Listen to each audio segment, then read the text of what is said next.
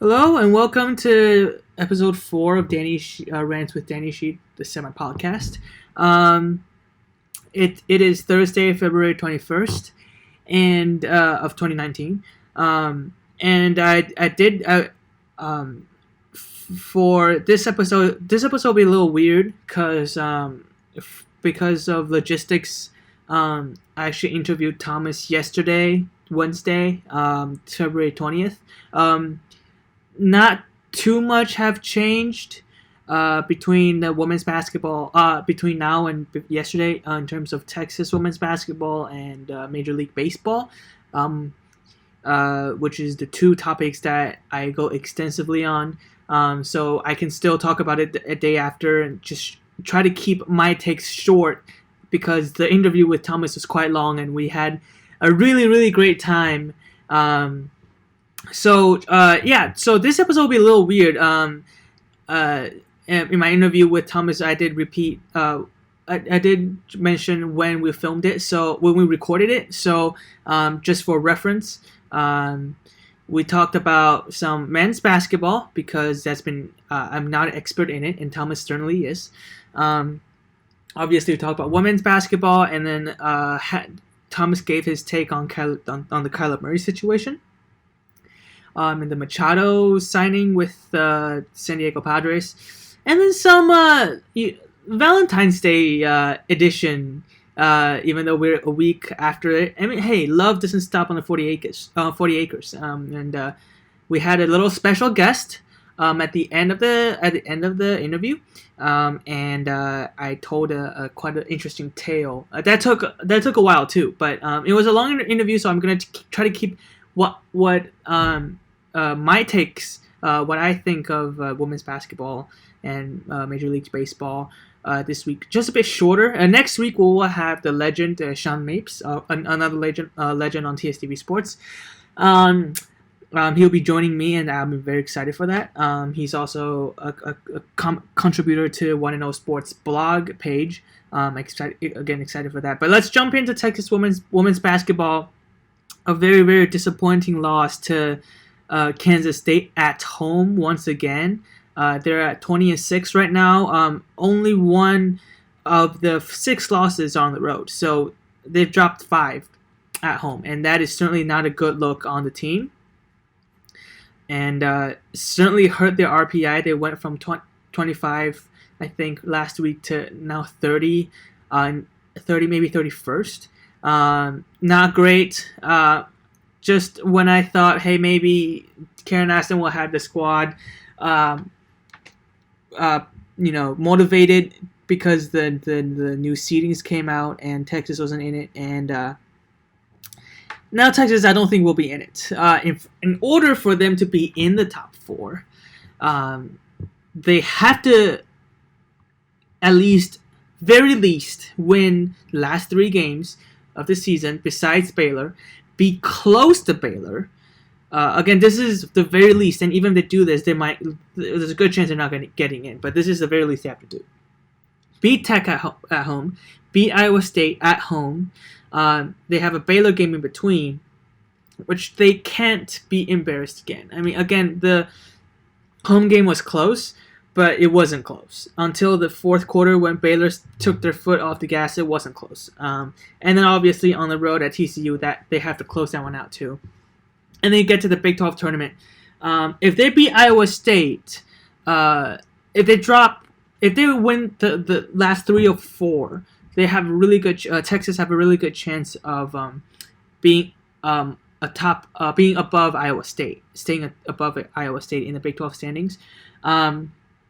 And that's going to be important. As long as Texas don't fall to 4th, which means that they will, if they face Baylor, most likely that will be in the finals. They have to be in the finals. They can't lose to anybody but Baylor at this point. And maybe it will have to take them a win against Baylor. Number 1 Baylor. They just clinched the regular season Big 12 championship. Baylor did. I think it was Wednesday night. So after the interview with Thomas, the regulars for the 9th year in a row. And the freshman class of this year would not have not seen Baylor not winning the Big 12 since their fourth grade. So Baylor had been dominating the Big 12, and Texas had been there, trying to keep up. But this year, it's not happening, and they have to at least beat. I think it might take them to beat Baylor at least once. In the future schedule. So that'll be one time in the regular season. If they face each other again in the Big 12 tournament, they might have to see them twice, and they have to at least win one of them in order to have a chance to be in the top 16. And it's important for Texas because, again, this is a young team that plays, even though the 5 losses at home looks terrible, looks ugly, but a lot of the losses, again, 3 are against big teams, so Tennessee, Mississippi State, and Baylor. The other 2 was bad, West Virginia and Kansas State, so 5 losses at home. But this team needs to stay at home for the NCAA tournament because as a young team, as a young player, the last thing, last thing you want to do is bring your whole squad somewhere else and trying to play, somewhere in high energy arena. I don't know, somewhere in Iowa State. I don't think that's gonna happen. Or somewhere in you might have to travel to Iowa where you're not sleeping in your own bed. You're getting you're just not used to the environment, and you have to face an elite team in the second round most likely. And that's just not good for Texas. And most importantly, if they go on a road, most likely I won't be able to cover it, and I hate that. I hate not being able to cover the NCAA tournament, because I ain't gonna travel for a whole weekend just to cover games, except for the Frank Herman Center. And step up! I want to cover those games, Texas. And so again, seriously, it is important for this team, I think. And so that is my very short take. I have a couple more points, which I'm surprised with, in terms of the game itself. But again, I'm not a huge basketball expert, so what can I say? But in terms of the big picture, I think they're out. Texas women's basketball is out of the top 16, and it will take something miraculous for them to come back. I'll be here's my interview with Thomas, and after that, we're gonna do a little Major League Baseball talk. All right, so I'm here joined by the one, the only Thomas Fitch, the CEO, founder, CFO, editor, anything of 1&0 Sports, and of course the host of the Thomas Fitch Show, and then one of the best hosts, if not the best host on College Press Box for TSTV Sports, Thomas Fitch. Calling me CEO kind of implies that I'm making money off 1&0 Sports. That's not happening. But it is a great platform for people like me. Just tell the couple of audience that I have about why you started 1&0 Sports. Yeah, well, so I've done my podcast since freshman year. Was the Thomas Fitch Sports Show. Now it's the Thomas Fitch Show presented by 1&0 Sports. And I kind of wanted a website. I wanted to kind of branch out and give other people the ability to do podcasts and have a place to put it on, so that when they do resumes, when I do my resume, I can say, you could say, not only do I do a podcast, I did a podcast for this service. And so it's just practice kind of working in a media organization that's a little different than traditional news or traditional kind of writing. And kind of the goal is I kind of just reached out to all sorts of TSTV and other journalism people and just said, whether you want to write, whether you want it to be a podcast, just find something you're interested in that has something, or really doesn't have to have that much to do with sports, but something you're interested in, and write about it, do a podcast about it, send me the file, and I'll put it up on the website. That's super. I mean, I wouldn't have started if 1&0 Sports isn't there. How big is it right now? I mean, it's still very early. Yeah, so we have 5 podcasts right now. There's obviously mine. There's the Cold Coffee podcast with Robert Trevino. We have yours, Rants with Danny Shih. Bizarre Sports Radio. Will Bizarski, we'll get his episodes up there. He does stuff for student radio here. And then Whistles and Wine. That podcast with Emily Stone and Daniela Perez is supposed to be starting soon. I don't know if they still haven't started. They keep saying they're going to get started, but I think eventually they'll get started. So we got 5 podcasts. Matt Marichak's, he's come on the show. He's done a blog for the Thomas Fitch or for One and O Sports. Turner Barnes has done a blog. Sean Mapes, the famed Sean Mapes, wrote a great blog on the All-Star game. So it's doing good. It's having a lot of growth. Yeah, I mean, you mentioned Whistle and Wine. They were on your show a couple weeks ago, and talked about some interesting stuff we're gonna go into later. But let's start with some Texas sports.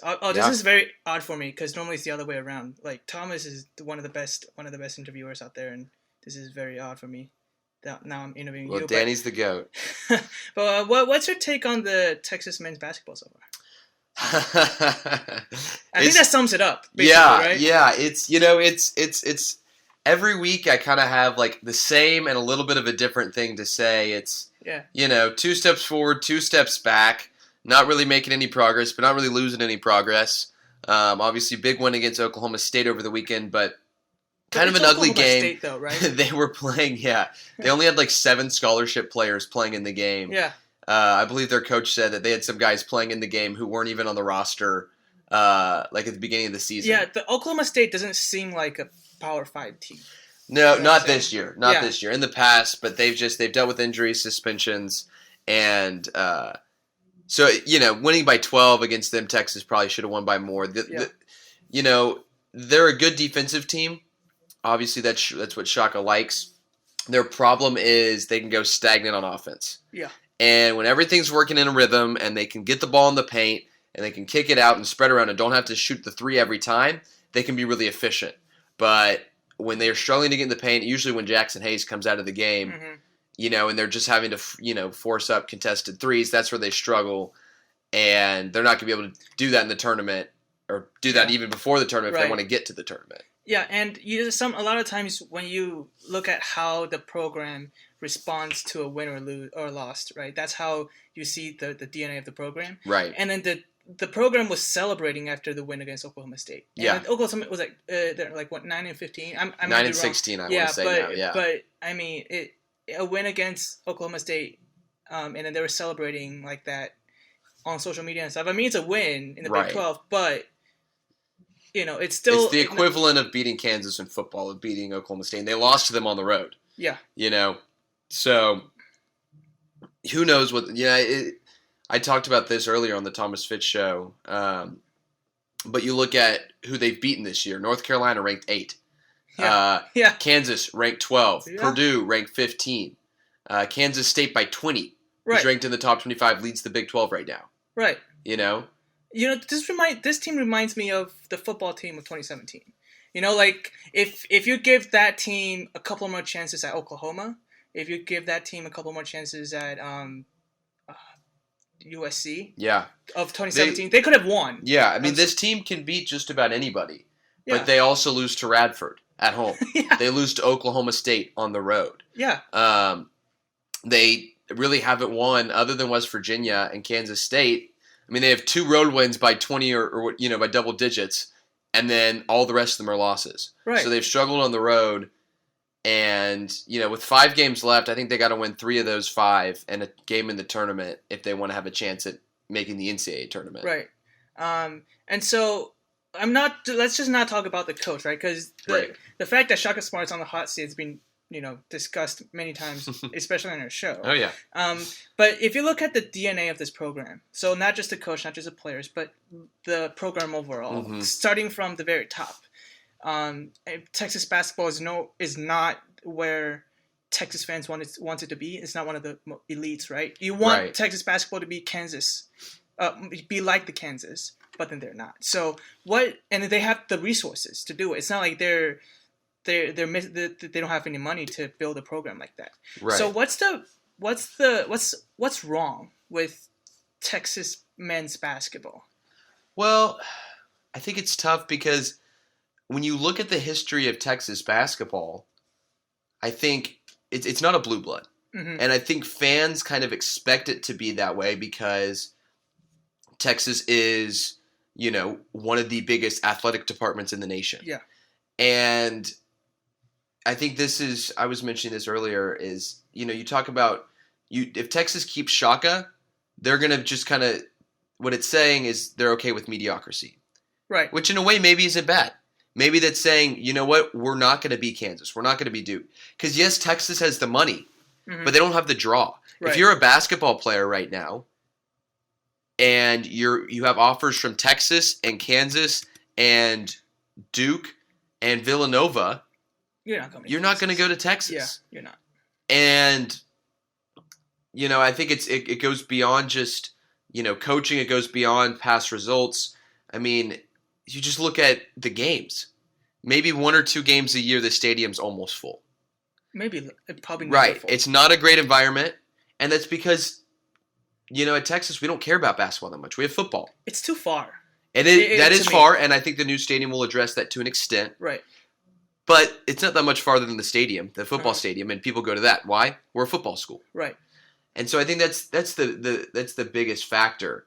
I think also people get caught up in the fact they see all these great Longhorns in the NBA. There's so many. I mean, whether it's the young guys, Mo Bamba, Miles Turner, Jared Allen, or Kevin Durant, LaMarcus Aldridge, those guys. PJ Tucker, Tristan Thompson, although he's kind of fallen off the map recently. But there's so many good players there. And so people say, okay, they're great players. Why aren't they doing stuff? Well, basketball is different because you can just be here for a year. Mm-hmm. Like Mo Bamba did. Jared Allen. He's like, I don't want to get injured. I'm just going to play in a Big 12 where you have a good Kansas team and then everybody else. Yeah. And then go, basically didn't even turn back and then just go straight at the draft. Yeah. So, what was I about to say? But, I mean, so you see Texas Tech, right? Texas is not even the big basketball in the state. And then you have Texas Tech on the rise. Who can do that in Texas? Who do you think let's put Shaka Smart aside, right? Who do you think? I mean, it shouldn't be rocket science to put Texas the best program in in the state of Texas. You know what I mean? Obviously, if you want to beat Kansas, that's hard, but it shouldn't be that hard to beat Texas Tech. To beat Texas Tech. So, who can do that? You think? You know about coaches? The coaches or Minister of Culture. We can get to that in a second. I really like what Chris Beard's doing at Texas Tech. Uh-huh. I think the benefits of, if you were to say, okay, we're going to move on from Shaka and move to Chris Beard, the benefits of him is he already has a foot in the door as far as recruiting in Texas because he's already in the state. He knows what it's like to play in the Big 12. Yes. And so I think that's the benefits of him. And he's also young compared to some other guys. So you can have him for a while and try to develop him as a coach. Right. And I think he's the best option as far as anybody trying to make Texas the prominent basketball school in Texas, which they should be. Right. Even if they're not a blue blood, they should still be the best basketball team in Texas. Yeah. And quite frankly, right now, I guess it goes Tech, then Baylor, and then Texas right now. Mm-hmm. But Texas Tech isn't going to last forever. Even if Chris Beard doesn't go to Texas, he's going somewhere. Right. He's not going to stay there because they're not a basketball school. Right. Baylor will always be a decent basketball school, but Texas should be able to bring in better recruits and should be a little bit better. I think Chris Beard could solve that. I agree with that. With the amount of with the facilities that Texas have, you shouldn't be struggling to be the best in the state of Texas. Right. Speaking of the Minister of Culture, if you're with Matthew McConaughey, how would you? So he mentioned in a couple of interviews, Steven, he went on late night shows and stuff, and asking them what the hell does that mean? And then he was like, oh no, we were just trying to build an environment where it's most scary for the road teams, the best for your home team, and talked about how the seats want to be as vertical as possible, etc. If you're Minister of Culture and you want to build the most scary venue for a road team to come to Texas and play, what would you do? Well, I think compacting the seating is a big thing. I think, I think what's tough is the fact that, a lot of times, like when you have those couple games that get kind of sold out student wise, and students aren't able to go, even like if they have the big ticket, they get kicked out because there's not enough space, and people complain. The problem is you have 10, 15 other home games where the student section isn't full. Right. And I think I think first of all, it all starts with the product on the court. Oh, yeah. I mean, even with Texas football, you look at last year's attendance versus this year. It's way more full this year. And I know Del Conte's done some things to improve it. Yeah. Improve seating. But quite frankly, there was just more excitement around the team. It's kind of like, when the product's good, the attendance is crazy. Yep. And attendance is crazy, the product gets better. So it kind of like moves around a little bit. Yeah, I agree. So we'll see what they decide to do with the stadium, but I think more compact. I think just a better student area. I don't know if whether it's moving student section maybe more towards the center, or if it's just creating more seating. But I think that's big, and then I think just creating a better game day experience. Making it a place that people just want to say, hey, it's a Tuesday night. I'm not doing anything. What's the most fun thing I can do right now? The Texas basketball game. So having different kind of in-game experiences that make the game worthwhile, other than just kind of little cheesy things. Yeah. So we'll see. I think it'll be a little closer, so that's a benefit too. Yeah. It talked about like Chris Del Conte. He came in, tried to put Bevo Boulevard at the Fred Government Center. He did it like one time or twice. Right. It shows that it doesn't work. Yeah. I mean, it probably just, not a basketball school. Yeah. It isn't the team itself is that great. Yeah. But then let's move back to the game itself. Who do you see winning the Big 12 this year? We have Kansas State on top, Kansas on the second, and then Baylor was number one for a couple days.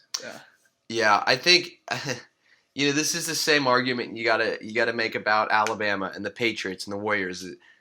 You gotta keep saying that Kansas is gonna win it until they don't.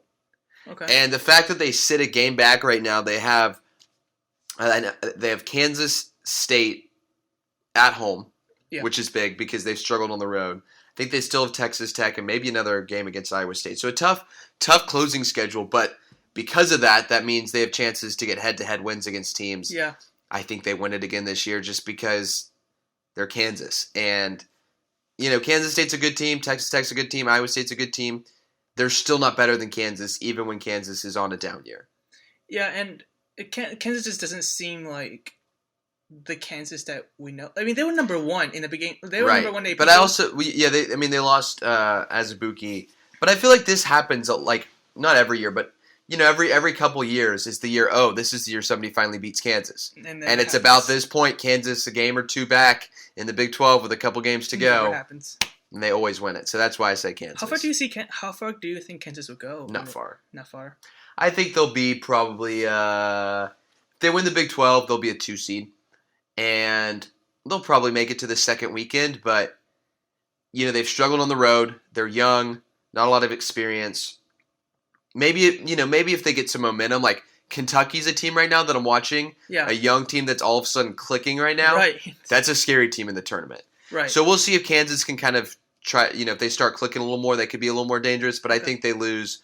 I think they're a Sweet 16 probably is where they're running. Not bad. No. And you know who was in Sweet 16 last year? Who? The Texas women's basketball. It's true. So that's true. Good transition.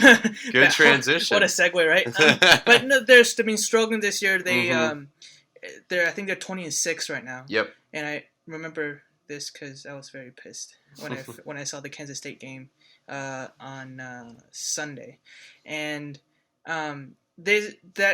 that happened about a week after the first top 16 projection came out from the NCAA, and Texas was not in top 16. Right. Iowa State was. Yep. And I thought, hey, maybe Karen Aston will get the team, motivated. Right. But then they lost. So do you see? I mean, they have They have a Baylor game coming up on the road. Yep. Which Justin and I are going to cover at Waco, and then they they have Iowa State at home, which they have to win. Yep. And then they may see Baylor again in the Big 12 tournament. Right. Do you see them getting a top 4 seed right now? Yeah, I mean, I think the Iowa State game and Baylor game are huge. If they could get that win on the road against number 1 Baylor, that's a big if. Right. That is a big if. But if they were to do that, I think they have to win out. And if not win out, the only game they can afford to lose is Baylor. Do you think if Texas win out except the 2 Baylor games? So if they win out, they right. have to If they win out, they win 3 of the last 4 games, they lose to Baylor. They go through the Big 12 tournament, lose to Baylor in the Big 12 championship game. I think they're a top 4 seed. Okay. Because at that point they will have beaten Iowa State, who's ranked. Mm-hmm. They will have beaten 18-plus win Texas Tech, and clearly some other teams in the process. Yeah. So I think at that point they do that. I feel like the rankings have been favorable to Texas this season, even when they've struggled. And so I think, if they can win out, and at least one of those 2 Baylor games needs to be close. Mm-hmm. Yeah, especially I think on neutral site, because that's what's gonna prove if you're a good tournament team or not. Right. Because they, and also all the losses but 1 are at home from Texas, and that is very worrisome. And that is actually what Karen Aston used in the press conference. She's like, hey, this is worrisome. You had a 14-point lead against Kansas State, who was unranked, who was 50. I think they were 50th in the RPI. Yeah. And you couldn't hold on to that. They could have finished the game. They couldn't finish it. Right. They had a good lead in the beginning of the game, and then they had 4 turnovers in a row, and that was unacceptable. Yeah. And especially if you're Texas, which had been famous for stability and discipline. And that's what Karen Aston is famous for. But then all of this is happening. Mm-hmm. Do you think she's on the hot seat right now? Absolutely not. Will you be surprised? Okay, because you have to pay Shaka Smart so much money if you want to fire him. Right. Do you see Karen Aston being let go earlier than Shaka Smart? No, absolutely not. Absolutely not. This is the down year for Texas, and I think even if LaShawn Higgs never gets injured, I think it's still I think going into the season we even said this isn't going to be quite as good of a Texas team as it was last year, losing Brooke, losing Ariel. Having Sedona, having Charlie, having them, the fact that they're freshmen, you have them for the next 3 years after this. There's no way Karen Aston gets fired with them unless they underperform, but I just don't see that happening. But I think a lot of people came in, even LaShawn Higgs went down, right? I don't think anybody envisioned Texas losing to Kansas State, West Virginia at home, and then having a horrible loss on the road. I forgot who they lost. Kansas State. They lost. They got swept by Kansas State, and it was a horrible loss on the road. And they lose 2 in-conference games besides Baylor at home. So I think this is kind of a bad look for Karen Aston. It is, but I think she'll rebound next season. Okay, I mean, and then I think the reason why I think this season is more important than a lot of people is because LaShawn Higgs is deciding whether she wants to use that medical red shirt. That's true. And if the team is not looking good enough, she's not going to come back. And that will be day and night for next season because Sedona Prince hasn't played a minute. Yep. Charlie Collier needs more growth. I think she'll be good when she's a junior or freshman, but she definitely needs more growth. Right. And then you're missing, and then Shook Sun's is graduating next year. Yep. Danny Williams will be gone. So you need a two guard. That dynamic 2 guard or 3 guard or number 3. And Destiny Littleton, she's a great shooter, but she's not as dynamic as Brooke or LaShawn Higgs. Yep. So, and by the way, Brooke McCarty just signed with Dallas Stars. She did. Brooke McCarty Williams just. That's right. Right. Congrats. That's exciting. Yeah. Two Longhorns. Yeah. From both McCarty and Atkins in the WNBA. Yeah, shows you how great they were last year, right? Yeah, that's for sure. And she's a little undervalued too. Like she's not going undrafted and then going to Europe, and now she's herself. Yeah, comes back. Let's go to the Major League Baseball since I'm a baseball guy, right? Yeah. Let's talk Kyler Murray. Mm-hmm. Do you like his decision? I think I could have defended and argued against whichever choice he took. Yes. I think, you look at the NFL, you look at, okay, you have money, you're going to more guaranteed money earlier, but more of a risk of injuries. Yeah. baseball, I think less of a risk of injury, but also more of a risk of if you don't pan out, you're just washed up. If you never make it out of the minor leagues, that's it. Yeah. Whereas the NFL, you're going to make signing bonus, rookie deal, and good chance you're going to be kept around and get a deal after that. Yeah. And I think the other factor is, if you ask me right now and said you could either be an NFL quarterback or a baseball star, I'm saying NFL quarterback without a doubt. And I think also the fact that he played football more recently, he's saying, hey, I had fun with this. Right. And I want to do this more. And I also think there's an option that he can play football, and if it doesn't work out in 2 to 3 years, jump back to baseball. I think he has to give a paycheck to Tim Tebow. You think so? Or maybe the A's have to in a couple of years if Kyler Murray doesn't pan out, right? Because I think Tim Tebow really opened up the door for Kyler Murray. He's basically saying, hey, even if I fail in football, I can come back to baseball and then be a good minor league. Years later, right. Like he was probably 10. He's not quite 10 years. But about 10 years. He didn't even play in college. Right. Tebow didn't even play in college. Right. And I'm not sure if he's invited to the major league, but he's in the AA, AAA right now. Right. And he's not horrible. He's not like hitting 150. Yeah. So, and Kyler Murray, you can argue he's a better athlete than Tim Tebow. Yeah. The only problem is with both of these players is they lack at bats, and you just have to make them up as you go. Yeah. So, Major League Baseball was really, they were trying really hard to keep Kyler Murray, but then they lost him anyways. Is that a bad look for baseball? I mean, yeah. Just in the fact that, we could agree that, being an NFL star is bigger than a baseball star. I think it just, I don't know if it's like, oh, all of a sudden MLB needs. I mean, the MLB's been worried for years just because they're dwindling in popularity. And I think it just shows, the dominance of football. I don't know if, I think they were hoping to get Kyler because you get this big transcendent athlete. But you have to bury I don't know how big of a deal it is. You have to bury him in the minor leagues for years before he comes in the major league. Exactly. So that's why, I think it further shows the NFL's dominance over them. But I don't think it's like all of a sudden they're like, oh, no, this is it. Let me ask you, though. If Kyler Murray were a running back or a wide receiver, do you think he would choose football over baseball? Because being a quarterback is that important, right? It's different. Right? Yeah, I think it depends. If he was still, I think it helps also that he's like a top 10, top 15 projected pick. If he was a running back, I think, those positions have less certainty just because people are going to pay quarterbacks more. Yeah. And give them longer contracts. So I do think that it would have been different.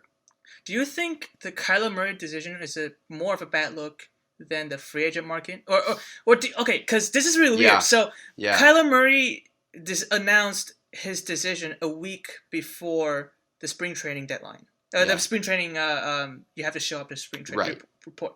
And I just have a sense of he was just waiting for see how much money he can make in 10 years.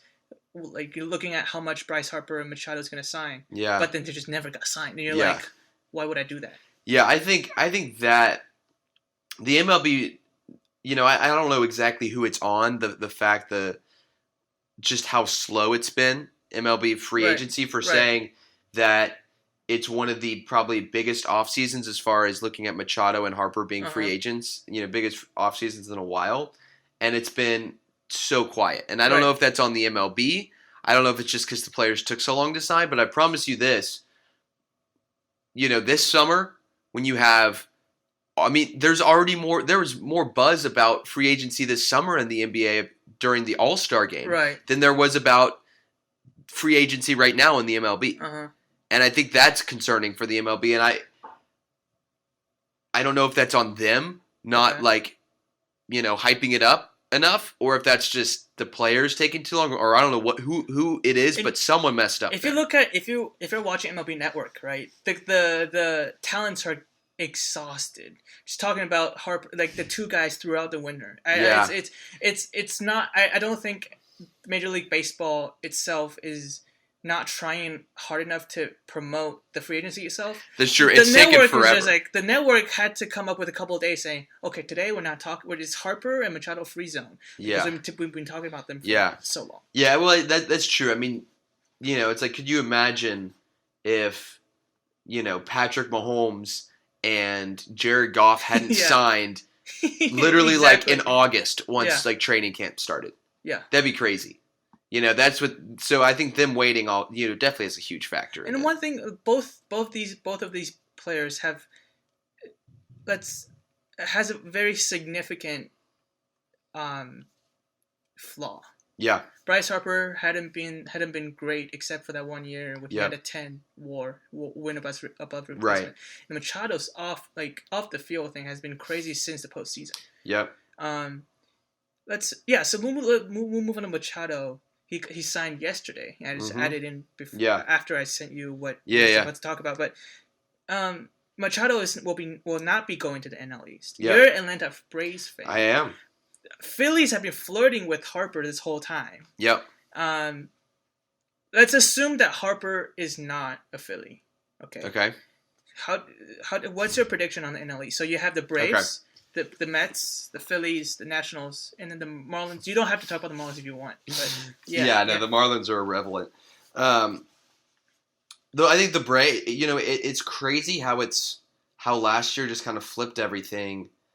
The Braves came into this season as, they're continuing their rebuilding. They could probably maybe finish second, and then all of a sudden, the Nationals were mediocre, and the Phillies, the Mets were terrible. The Phillies actually had a good season. They fell off a cliff, and then at the end of the season, and so I think you got to look at the Braves. Have to be the favorites coming back. Okay. I mean, they return everybody, right? I think they kind of looked at their staff and said, we like this team. Mm-hmm. The only thing we're lacking is more development, and so we're just going to develop our young guys that we have worked so hard trading, for. Right. And they're just, you got Albies, you got Acuna, you got Swanson. Mm-hmm. What do you think is the biggest weakness on the Braves team, though? I would say starting pitching. Yeah, starting pitching and honestly, bullpen depth.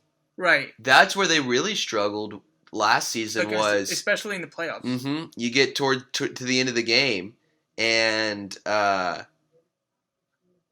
they fall apart. Right. Because they have hitters, their fielding is defense is insane. Swanson, Albies, Marquez. Yeah. I mean, NCR. I mean, they're it's incredible. Right. What they have defensively and hitting wise is good too. If Dansby could just kind of find it again, they'd be unstoppable offensively. And so I think you got Folty, you got Teheran's still there, but I think it really pitching overall is not the strongest, but I think it's that bullpen depth that really hurts. So besides the Braves, I'm talking about after this offseason, the NL East might be the most interesting division. Yeah. AL East is 2 teams, maybe 3. Yeah. AL Central is always bad. AL West is the Astros, everybody else. And then NL West is Dodgers, maybe sometimes the Giants. The Padres, let's talk about that later. And then NL Central, it's the Cubs and the Cardinals. NL East, though, you have the Phillies. The Phillies have interesting strategy, but you have the Phillies who added everybody except for Harper. And good chance they add Harper. Yeah, I mean, the amount of money they have, the good chance they get Harper. Yeah. And then you have the Nationals with Max Scherzer, Steven Strasburg. That starting rotation is no joke. It's incredible. And then, who am I missing? The Mets, adding Robinson Cano. Yep. And then you can't, if any team's in New York, you can't dismiss them. Right. Who is the biggest challenger to the Braves this year? Well, I think if the Phillies add Bryce Harper, it's them. Oh, yeah. If not, I think the Nationals, just because they have so much, I feel like they're the most experienced team now in the NL East. The Mets haven't made the playoffs in a while. Phillies haven't. Braves had, one series. Yeah. We're not even going to talk about the Marlins. But, the Nationals, had the NL East locked down for a good couple of years. And I think they still have that veteran experience on their team. And that starting rotation is so good. Even without Harper, I think they're the favorites to knock off the Braves. Do you think Harper, or do you think the Phillies is better than the Braves? Okay, I'm not a big fan of Bryce Harper. Yeah. But do you think the Phillies will be leaps and bounds ahead of Braves if they add Harper? No, definitely not leaps and bounds. Ahead, we'll see. Okay. You know, it depends on how well Atlanta can continue to develop their prospects. But I think it'll be interesting to see. Yeah. But it's definitely not leaps and bounds ahead. I think. Right. But I think he goes to the Phillies, and I kind of like Machado's decision to go to the Padres. I hadn't really thought about it. You're just getting like. So yeah, I was listening to a podcast on my way over here, and it was like, okay, 10-year, $300 million to go live in San Diego, where no one cares how you do. And the only problem is they only have the Padres left. Right, that is true. But Machado's like, yeah, I don't want to hustle. Yeah. So go to San Diego, make $30 million a year. I don't exactly know. He probably has to I'm sure there's some stuff in the contract that he can't just quit and how it works is the money you earn every year goes up, but then the average is 10. And then he can opt out after 5. Yeah. And yeah, you just get to go live in probably one of the best places. I've never been there, but I've just heard it's incredible. Yeah. Great weather all the time. Right. And you just get to hang out there. It's a great deal. I mean, there are people out there saying, "Oh, he doesn't want to win." But come on, if you have $300 million in front of you, how can okay? I did a little bit of math, right? If you earn $30 million a year, you can spend $100,000 plus a day. That's a whole one, you know what I'm saying? That's a lot. So That's a lot of in and out. I know. That's a lot of 4-for-4s too. I mean, as a poor college, I can't that's insane. It's $100,000 a day. Yeah. For go spend some tuition. Yeah. Sheesh. So I talked about this earlier. Yeah. You did this Valentine's Day thing, and then I saw Rich Eisen. Yep. Talked about this on his show yesterday. Yeah. It was really funny. He said Trevor Bauer had told Sports Illustrated or somebody saying that he has 3 rules on a first date. He has to tell the girl 3 things. Number 1, no feelings. As soon as I sense you're developing feelings, I'm gonna cut it off because I'm not interested in a relationship and I'm emotionally unavailable. Number 2, no social media posts. I can respect that. No social media posts. Yeah. Especially when we're together. Private life stays private. And I can respect if you're a Major League Baseball player, you probably want to do that. And then number 3 is funny. I sleep with other people. I'm going to continue to sleep with other people. If you're not okay with that, we won't sleep together, and that's perfectly fine with me. We can just be perfectly polite, platonic friends. Oh my gosh! What is this is funny. That's hilarious. Do you think he'll get a girlfriend anytime soon? Sounds like he doesn't want a girlfriend anytime soon. Golly. I mean, he's been one of those. So I remember a couple of years ago, his fingers was cut by the drone. Yep. In a playoff game, and he couldn't pitch. Yeah. And then a couple of years later, he started going on social media saying, "Oh, dude, the Astros must be cheating because all of the pitchers go in, they have higher spin rate, higher velocity." And now this came out, you're like, "Oh, okay." Yeah. Now I see where you're coming from. Yeah. No. Yeah. See, I have 3 things I have to tell someone, or I guess I have to tell myself on a date. 1, don't mess this up. Right. 2, don't say something dumb. 3, don't mess this up. That's pretty simple. Right. That is, I think that's most people. I'm like, okay, 3 things. Make sure you say hi. Right. How's it going? And then try to think of something to say for the next hour and a half while you have dinner. Right. You know, I mean, what? So I saw that Valentine's Day special, and then love never stopped on 48 because I'm just gonna continue with that show. Okay. Yeah. Danny and Emily's not here, but you are. Doesn't matter. So for you, what constitutes a perfect relationship? I'm talking about seeing a girl in a party or seeing a girl in class or somebody, to wherever you want to go. What would be my perfect relationship? Yeah. Oh, gosh, this is tough. Because perfect first date, I think it for me, if I didn't mess up, it would be a perfect first date. Right? Yeah, that's true. So that's true. So that's taken care of. But it's a perfect relationship. How do you develop that? I think so. What I've seen through my limited experience, but what a perfect relationship is it's natural. I think that's the best way I could describe it. I've had times where it's you can have fun with the person, but it just feels like you're always kind of trying to force conversation. Right. You're always thinking, okay, gotta have like, what am I gonna say next? The best relationships are the ones where you're not worried about that. Everything just flows. Right. And there's an extent that, you know what, you're not gonna have that on a first or second or third date, every time. Mm-hmm. But that's the goal, is to get to the point where you're not like nervous to hang out with the person because you're worried what you're gonna say, because you just enjoy being with them so much that you're just like, everything flows. Do you? Because I've never, but do you think a good relationship can come with not knowing each other on the first date? So like you can go out to a party and you see this beautiful girl and you go like, oh, assuming that this is a thing, you go like, oh, hey, let's go on a date in like next week. Do you think that's harder to build than knowing somebody, actually knowing somebody? That's tough. And then actually not go on dates because you've been like hanging out with people. So speaking from like no experience, no, I think it just depends. Right. But totally. Because I know there's some people who they'll be friends for a while and they try dating and then it makes the friendship more awkward. Yeah, it just, yeah. Sometimes it just, you can flow with it. Sometimes meeting someone for the first time, you have so much stuff to talk about. Whereas if you're friends and you maybe hang out one-on-one for the first time and all of a sudden you're like, I kind of know you, so it's not like, so where are you from? Yeah. I think it just depends on the people.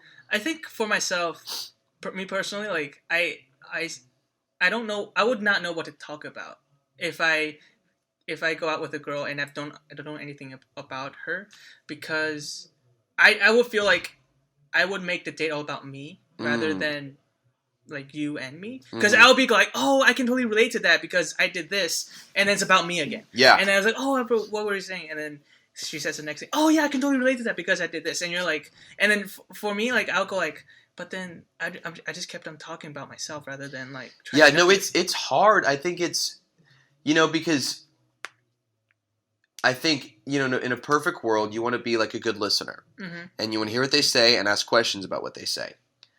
But when you're, but that involves thinking. And when you're faced with a beautiful girl, you can't think. No. And so we're as people, we're good about we're good at talking about ourselves. And so I think that's why, everybody talks. And I think there's an extent to where if you're on a date with a girl, they don't mind if you're talking about yourself because they want to get to know you. Yeah. And so, I think that's the difficulties of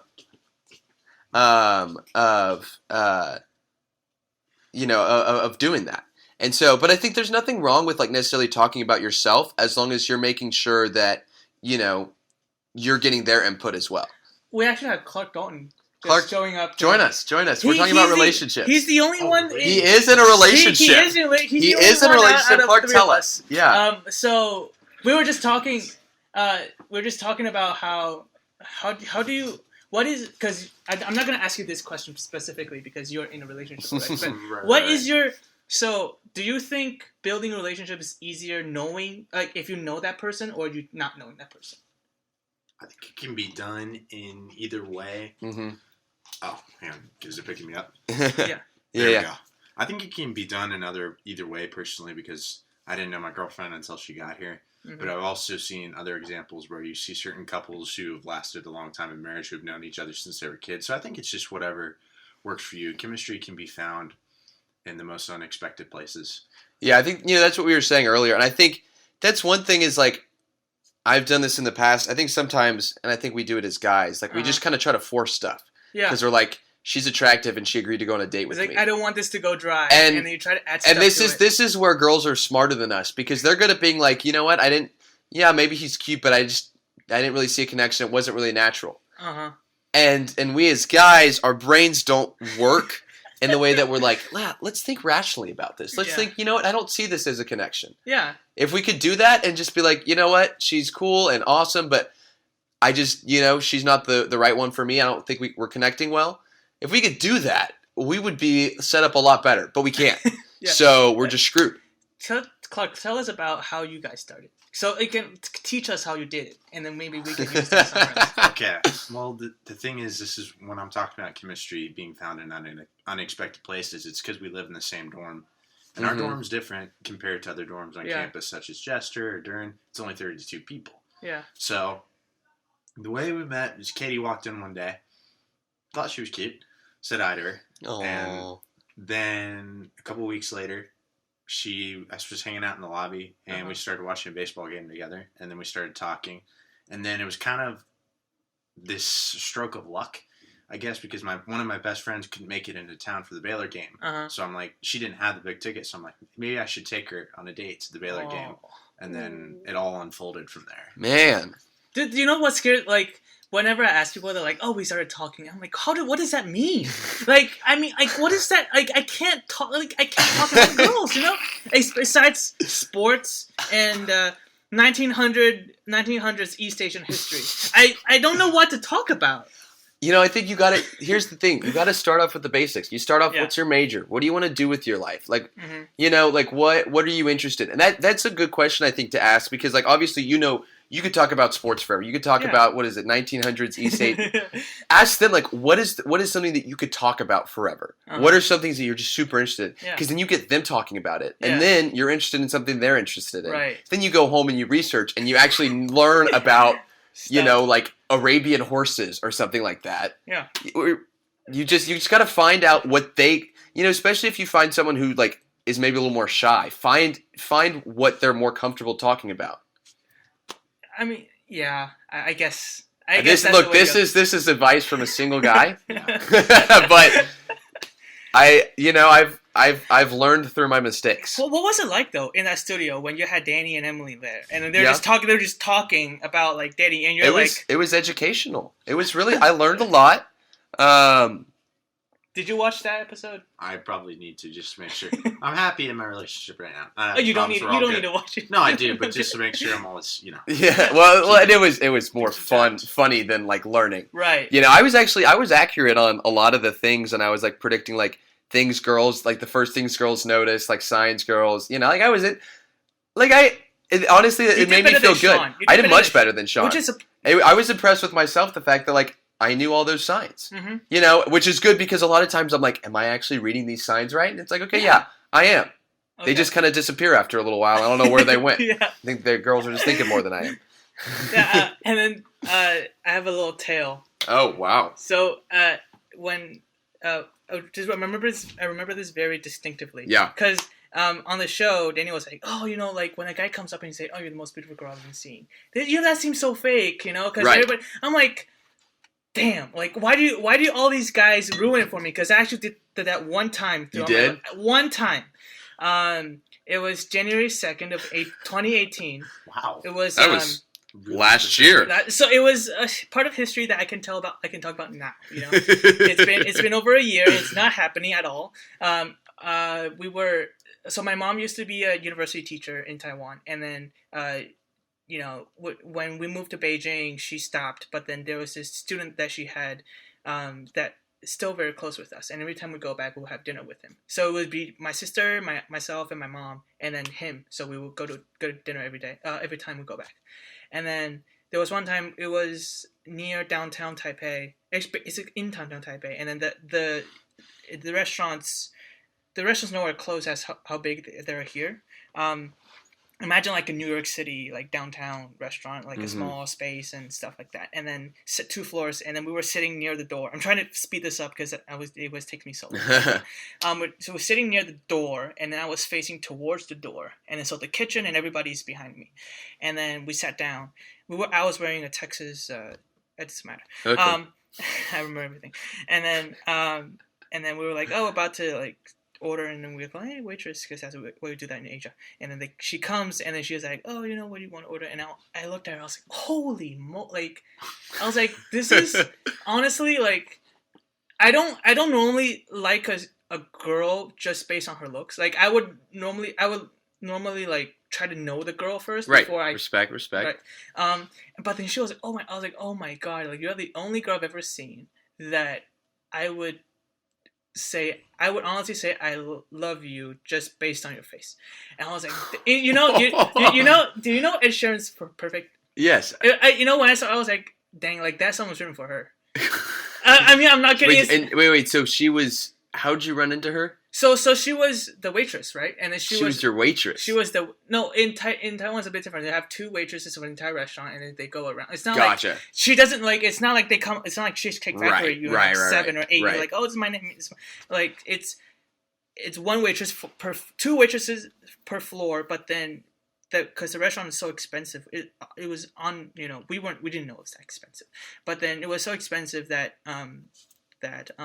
we were actually the only one on the first floor, and then the second floor was somebody else that knew the owner of the restaurant. So,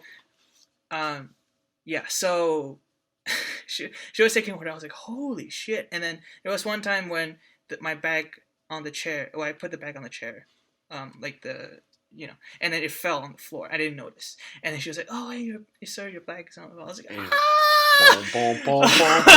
and I remember it was a Tuesday. And then I would go to the restroom just to calm myself down, saying, "This is." I mean, you know what I'm saying? Like, I've never been here before. And then you wait. So when did you tell her? Did you tell her to her face?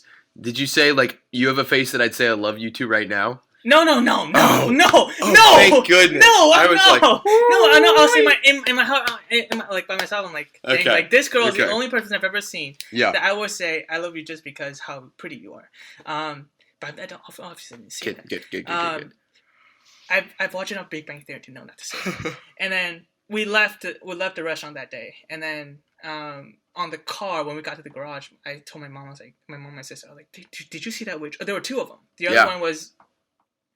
It's not obvious now. It's pretty, and then I was like, "Did you see that waitress that we had?" And then, cause it's they don't do like one waitress per table, they don't dedicate a waitress to a table, so it could be another person that comes, and they're like, "Oh, is it the one? Is it the one with the black hair?" I was like, "No, it's the other one." I was like, they're like, "What? We didn't see it," and then I was like, "How'd you not see it? She was so pretty." And then they're like, "Why didn't you tell me earlier so I can like."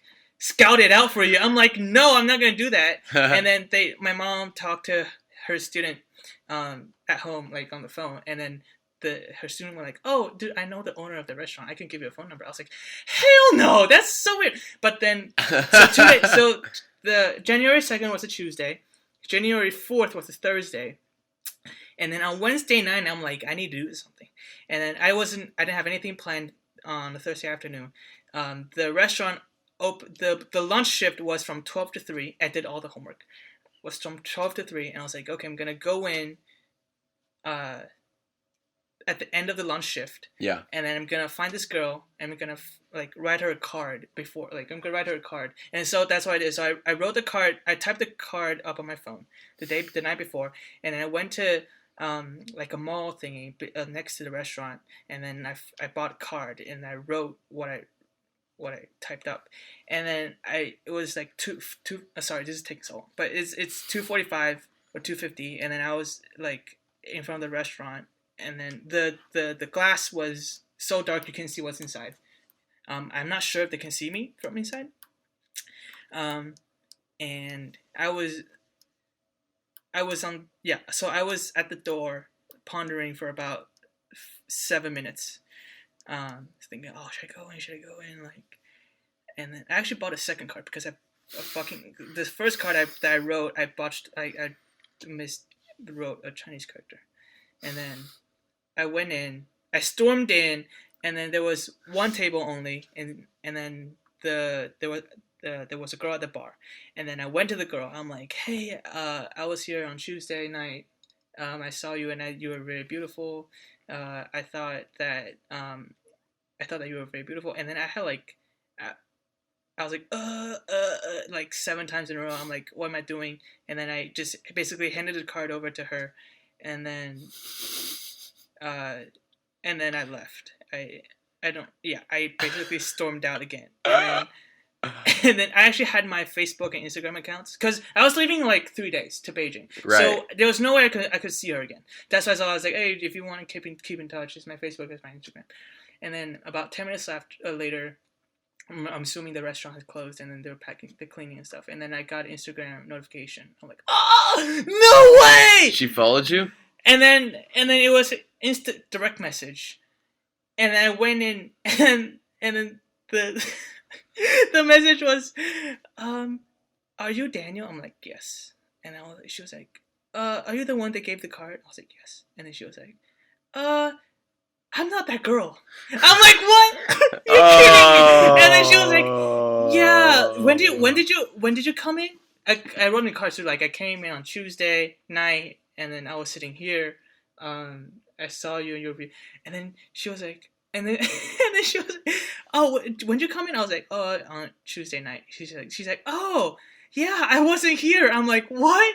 And then she was like, Oh. no, because I was so nervous. I probably didn't get a good look at it. Oh my god. And then also, like, at that point, you don't want to go like, oh, you're not the person, and just leave. You know what I mean? You know what I'm saying? Like, because I couldn't. I didn't have time otherwise. That was the only time I was open. And so I went, and then they're like, she's like, yeah. I was like, yeah. So who did I give it to? So who, you know, so she was like, oh, were you here on this day? And then from this time to this time, she's like, yes. I was like, yes.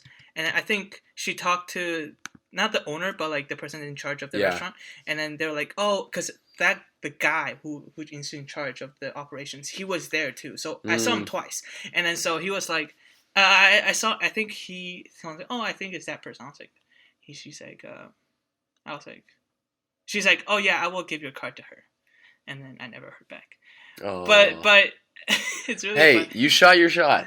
I mean, cause you shot your shot. I only do that because I regret, like, I always hate regretting. Yeah. And then, like, when you know a person very well, you don't want to shoot a shot, and then, like, the friendship, like, alters. But then at that point, it's, like, I don't gain anything by not doing anything, and I probably, you know, I might gain something. You just hit her with a sup. What you doing? And then that week, I actually... I went on Facebook and I tried all kind of different things and I actually did find you found her Facebook page. But it's impressive. But yeah, so that was no. Oh. I mean, I didn't even because I basically gave her my Facebook account so that she would be the one to decide. Right. You know, I don't want to like. Right, you put the ball in her court. Yeah, I want to go like, oh, add me, you know. So, yeah, that's what happened. Sad story, but hey, you shot your shot. Yeah. You're proud of that. Yeah. But no, guys, do not say you're the most beautiful person I've ever seen to every girl he's seen. Sweet. Yeah. So yeah, I guess that's it for this episode. All right. Next week I'll be joined by Sean Mapes. Sean Mapes. Wow, the mind of Mapes. I have not decided what we're going to talk about next week, but then you don't have to. It doesn't matter. Anytime Sean comes on, it's a good show. Yeah, and I'm pretty sure Clark will go on the podcast pretty soon too. I'll see. We won't be talking about relationships anymore. We'll be talking about like sports. But thanks Thomas. Thanks Clark. Yeah, thanks for having me. Today. Just for reference, today is February 20th, and this is Daniel. We'll see you next time. Hey, so yeah, I'm back. It is again Thursday, the 21st. 21st? Yes, 21st of February. That was. I think I forgot to thank Thomas for coming on the show. I was deep in my memory of this story. I when it ended, I kind of forgot what to say because it's it's one of those stories that I think I might remember for a while, and I have a lot of emotions in it. And then when I was done, there was kind of I was like, oh, what should I say? And I could just ended the show there. And again, thanks Thomas for coming on the show. Again, one of the best, if not the best. On-air talent out there for TSTV Sports. Maybe on campus, and definitely on campus. One of the best on campus, definitely. What was I saying? And so, and also Clark. He kind of came in, and we were like, hey, let's join us. And we threw him a couple of questions, and he did very well improvising, and gave some really good answers. So thanks Clark and Thomas for coming on the show this week. Next week we'll have Sean Mapes. Another great on-air talent. It has one of the funniest guys. If you've seen the Valentine's Day edition on Thomas Fitch's show, you will know who Sean Mapes is. Anyways, let's move on to some Major League Baseball. Manny Machado going to San Diego Padres for 10 years and $300 million for 10 years. It's been confirmed just a couple of hours ago on Thursday afternoon. But reports came out, I think, on Monday or Tuesday. So we did talk about that with Thomas, as you obviously heard. Listen, I personally, if I'm a GM, and I always think in the perspective of a Yankee GM, because I've been watching the Yankees since I was little, and if I'm Brian Cashman, I would have signed him. Because the infield compared to the outfield is a little weaker, but it's still a very solid infield. And you got burned a couple times by A-Rod's contract. Mark Teixeira's last few years wasn't really great, and C. Sabathia, he's still on the team, but his original contract, his last few years of his original contract wasn't great either. And so I've been burned many times by long contracts. And if I was a GM, if I'm Brian Cashman, I wouldn't have signed a 10-year contract to anybody. Not Machado, not Bryce Harper, not Mike Trout. But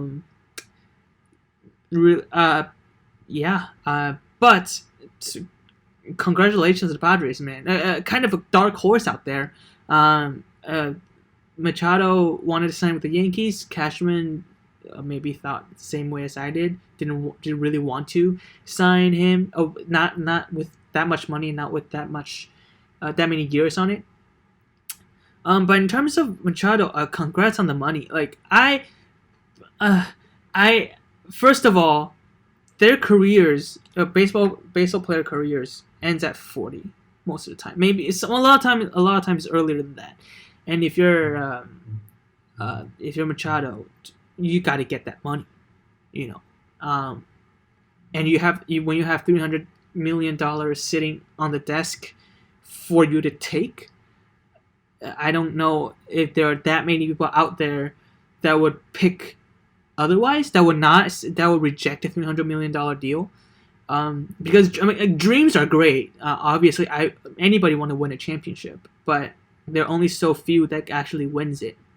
And when you win, you have to make sacrifices. And the next thing you know, you either, it's just so really hard to win a championship. And if you do, I for myself personally, I just don't think most people out there that I've seen commenting on the trade, on the signing, would actually say, "Oh, I want to win," rather than getting paid. Everybody wants to get paid. I just got my paycheck just now, and I was so happy. And it's not even cents and pennies for Machado with the amount of money I got. But obviously, I'm a college student. But I was so happy. And dude, congrats for Machado for getting $300 million. He has to opt out on year 5, I think, after year 5. And listen, if he thinks that he earned enough, I think just a little less than $150 million, if he thinks that he earned enough, and he will, if he's willing to take a pay cut and go to a winning team will sign him. For less money, obviously. But if he turns back around in year 5, go like, hey, I want to win. I probably earned enough money. Well, I can still earn enough money, and on a winning team. Maybe he'll opt out and he will go to a winning team. But congratulations on Manny Machado on getting so much. $300 million. That's about, again, I mentioned in the interview, that's about $100,000 per day that he's gonna earn, and that is just crazy. Just to think about the fact that you're earning $100,000 a day in 24 hours. God, that is just so much money. I don't even know how. Like, I can't even remotely think about $300 million. I just don't know. I just don't know how to conceptualize it. It's so much money. congratulations on Machado. Money-wise, great deal. Championship-wise, I mean, the Padres have the number one farm system out there, but there's a reason why they call it the farm system, right? So it will take at least a couple of years for those prospects to come up to the major leagues. And after they come into major leagues, it will take a couple more years for them to get used to the major leagues and find, learn how to win at the major league level. Spearheaded by Eric Hosmer and Machado. I know I'm missing somebody, but I think that the Padres have a good veterans core there to lead this young team in the future. And I mean, Hosmer has won it before. Machado has been in the World Series, so they definitely have playoff experience. And for them to be there for those young kids, I think that was a pretty good move by the Padres.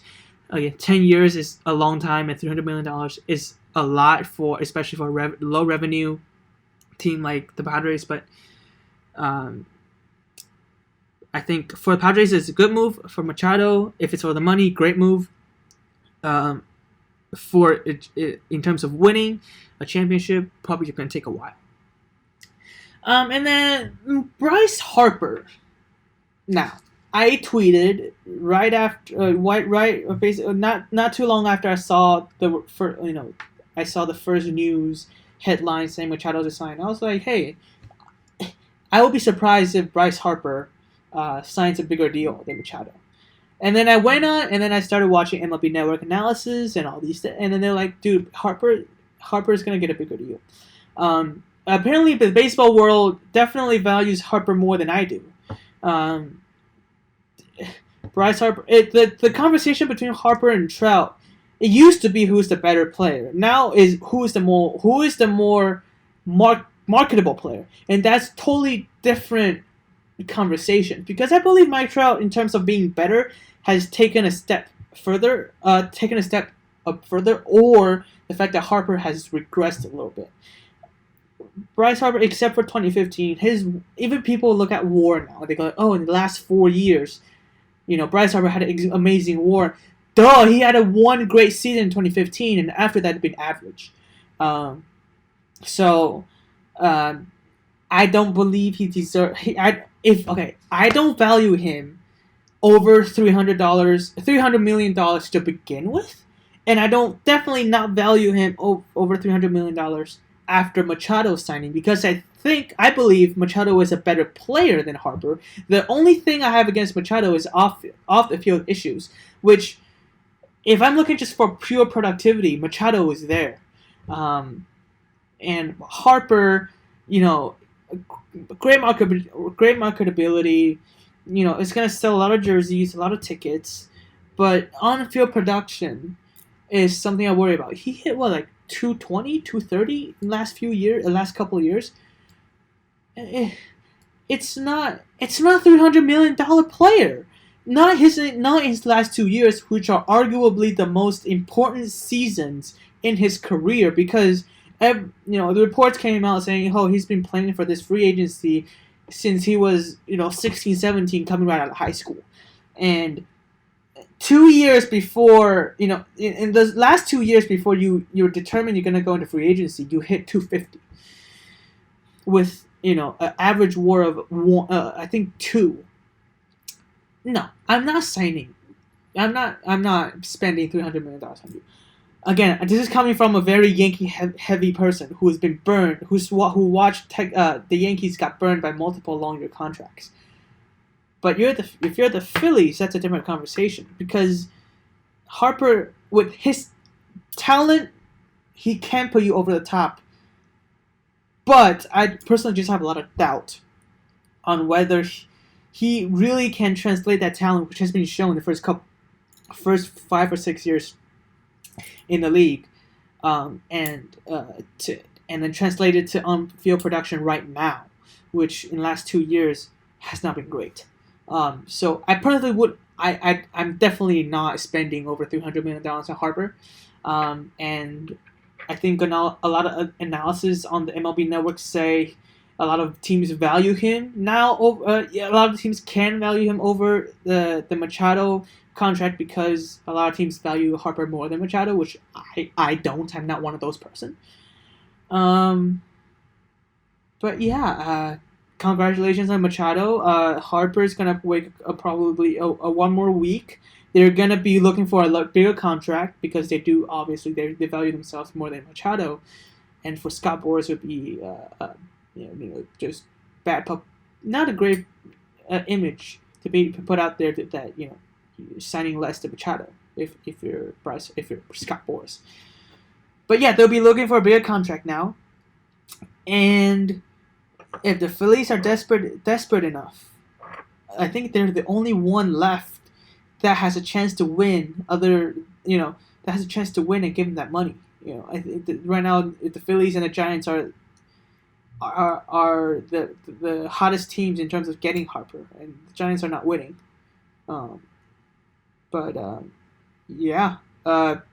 See what he does. And spring training has started, so he probably want to sign fast. But I think it will take a week, another week. So that's it on episode 4. Again, this is February 21st. Had a great time with Thomas and Clark. We will have Sean Mapes next week, with Texas baseball starting this weekend.